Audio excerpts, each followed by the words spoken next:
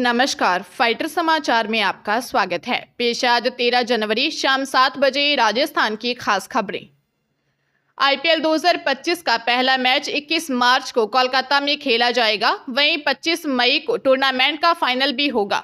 वहीं women's premier league का तीसरा सीजन 7 फरवरी से शुरू होकर 2 मार्च तक चलेगा। इस बार का टूर्नामेंट 2 की बजाय 4 वेन्यू पर खेला जाएगा। क्रिक इन्फो की रिपोर्ट के अनुसार आईपीएल कमेटी के सभी फ्रेंचाइजी को टूर्नामेंट शुरू होने की डिटेल भेज दी है, जिससे कि वे खिलाड़ियों को लेकर अपनी तैयारी शुरू कर दें। कोलकाता नाइट राइडर्स आईपीएल की डिफेंडिंग चैंपियन है।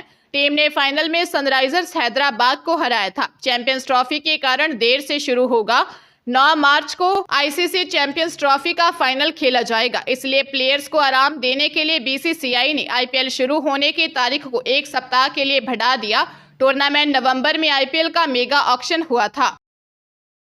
जयपुर एसओजी ने ओपीजेएस यूनिवर्सिटी के अकाउंटेंट को गिरफ्तार किया है। अकाउंटेंट पर आरोप है कि वह फर्जी तरीके से बैक डेट में मार्कशीट और डिग्रियां जारी करने वाली गैंग का सक्रिय सदस्य है। उसने कई फर्जी डिग्री और मार्कशीट लोगों को दी है। एडीजी वीके सिंह ने बताया कि ओपीजेएस यूनिवर्सिटी के संचालक जोगेंद्र सिंह व दलाल सुभाष पूनिया के साथ मिलकर बैक डेट में फर्जी तरीके से विभिन्न कोर्सेज की मार्कशीट और डिग्रियां जारी करने के गिरोह में शामिल अकाउंटेंट को एसओजी की टीम ने हरियाणा से डिटेन किया। इसे जयपुर लाकर पूछताछ की गई। इसके बाद उसकी गिरफ्तारी की गई। आरोपी 27 वर्षीय सुमित जाट हरियाणा सोनीपत जिले में स्थित बुटाना कुंडू का रहने वाला है।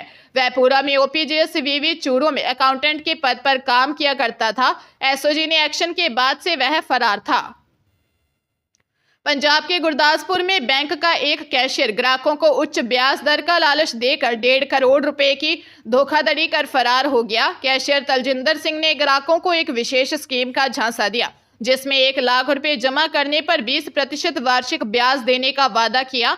घटना कादियां में बड़ौदा बैंक की है। पीड़ित ग्राहकों में कुलदीप कौर, राजेश कुमार और रूही सहित कई लोग शामिल हैं। कैशियर ने उन्हें बताया कि यह स्कीम पूर्व बैंक कर्मियों के लिए है। उनसे लोगों से पैसे लिए, लेकिन न तो उन्हें कोई रसीद दी और न ही पैसे उनके खातों में जमा किए।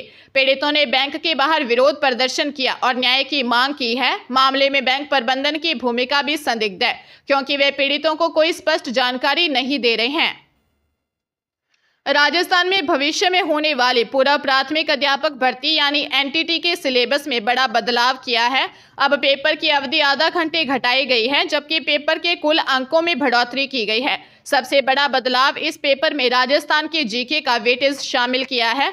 अब इस पेपर में 300 में से 100 अंकों के सवाल राजस्थान के जीके से जुड़े होंगे। साथ ही राज्य सरकार ने शिक्षा विभाग में कार्यरत पूर्व प्राथमिक शिक्षकों को ग्रेड पे में संशोधन किया है और पदोन्नति का रास्ता भी खोला है। इस पद पर वे स्केल L5 में संशोधित होकर अब L8 हो गई है। इसके बाद प्री प्राइमरी शिक्षक ग्रेड द्वितीय, प्री प्राइमरी शिक्षक ग्रेड प्रथम और सीनियर प्री प्राइमरी शिक्षक के पद पर पदोन्नति हो सकेगी।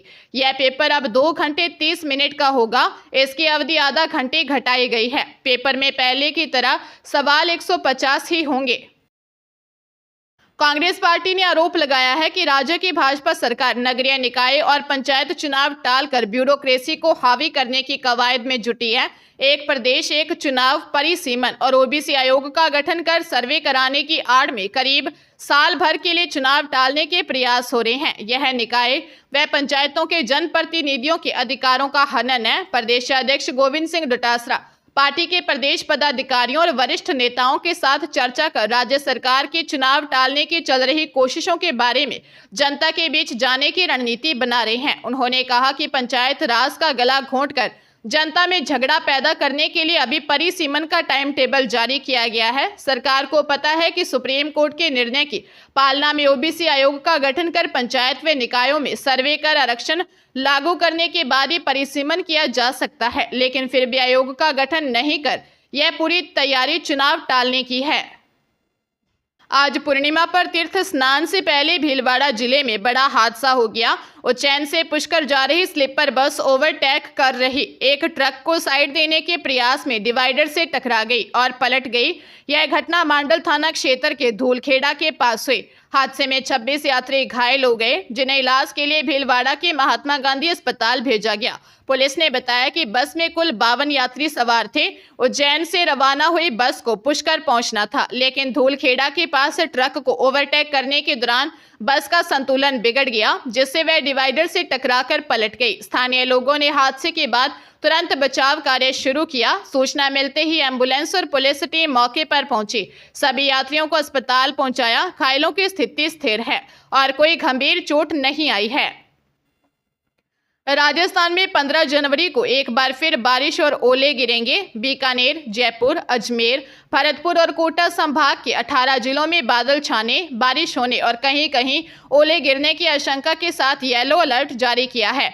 आज भी 15 जिलों में घने कोहरे की चेतावनी है। आज प्रदेश में शीतलहर को देखते हुए 28 जिलों के 8वीं तक के बच्चों को स्कूलों की छुट्टी देकर राहत देने का प्रयास किया गया। आज राजधानी जयपुर के अलावा कोटपुतली, बहरोड, खैरथल, तिजारा, दौसा, सीकर, झुंझुनू, बीकानेर, जैसलमेर, जोधपुर, पाली, बालोतरा, बाड़मेर, जालोर, झालावाड़, कोटा, बारां, बूंदी, अजमेर, बयावर, नागौर, डीडवाना, कुचामन, भीलवाड़ा, टोंक, धौलपुर, भरतपुर, राजसमंद और डीग जिले के स्कूलों में अवकाश रहा।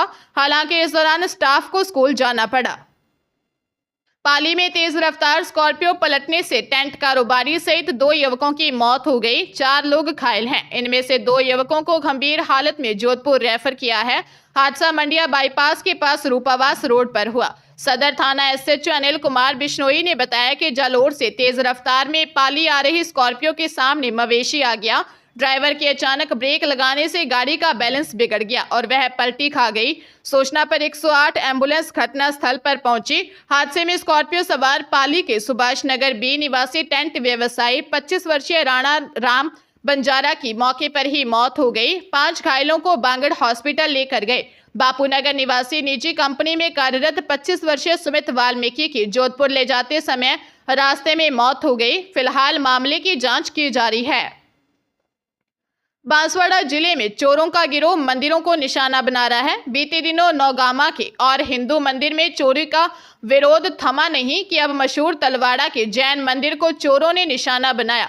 यहां 20 से 25 लाख रुपए के नुकसान की आशंका जताई जा रही है। यहां से चांदी कुल 4 बड़े छत्र और 28 छोटे छत्र, इसके साथ 16 प्रतिहार्य, 2 चांदी के अभिषेक कलश तथा 3 दान पेटी तोड़कर करीब 1 से 1.5 लाख रुपए की दान राशि चोरी हुई है। वारदात में और भी अधिक नुकसान हो सकता है, क्योंकि चोरों ने अंत में मुख्य संभवनाथ मंदिर का ताला तोड़ने की कोशिश की, लेकिन चौकीदार जाग गया और चोर भाग गए। सूचना मिलते ही तलवाड़ा चौकी पुलिस सहित सदर थाना पुलिस और DSP गोपीचंद मीणा भी मौके पर पहुंचे और मुआयना किया। वारदात के बाद लोगों में पुलिस के प्रति आक्रोश है।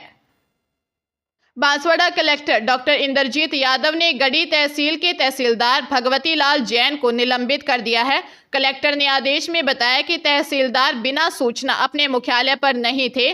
साथ ही बताया कि एक जमानती दस्तावेज जो कार्यपालक मजिस्ट्रेट के नीचे का कोई भी अधिकारी या कर्मचारी प्राप्त करने के लिए अधिकृत नहीं है। इसके बाद भी तहसीलदार ने अपने अधीनस्थ मंत्रालयिक वर्ग के कार्मिक को फोन पर निर्देश देकर जमानत दस्तावेज प्राप्त करने को कह दिया। खुद के दायित्व का निर्वहन नहीं कर अपने कार्य में घोर लापरवाही बरतने पर एक्शन लिया गया है।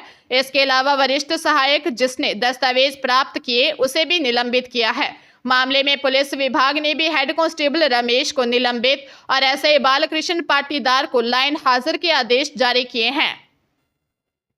सीकर जिले में नाबालिग से रेप का मामला सामने आया है। नाबालिग को नोट्स, बुक्स देने के बहाने आरोपी ने संपर्क किया। इसके बाद उसके साथ रेप करके अश्लील फोटो वीडियो रिकॉर्ड कर लिए। आरोपी ने वीडियो को वायरल करने की धमकी भी दी।